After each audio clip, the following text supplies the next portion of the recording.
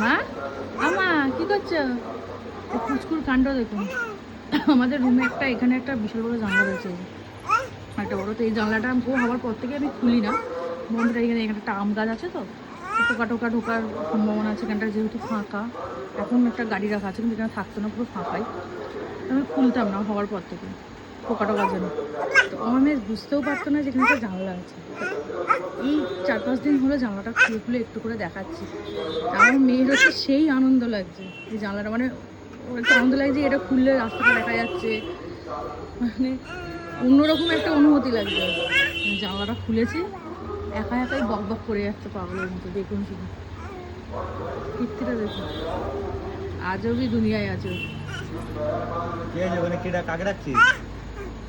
একে ওকে ডাকছে না কি করছে কি জানি, বাবা মা সব বলে ফেলছে, মানে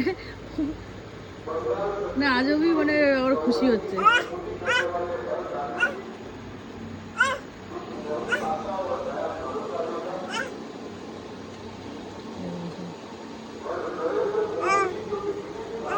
কি হচ্ছে মা, কি করছো?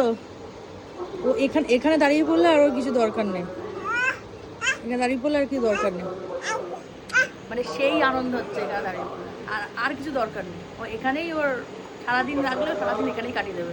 কিন্তু এখানে একটা রিস্ক হচ্ছে কি, হাতটা দিক ফট করে ছেড়ে যায়, এটাই খালি ভয় লাগে, আর কিছুই না। এমনি সব ঠিকঠাক আছে, তাই তো?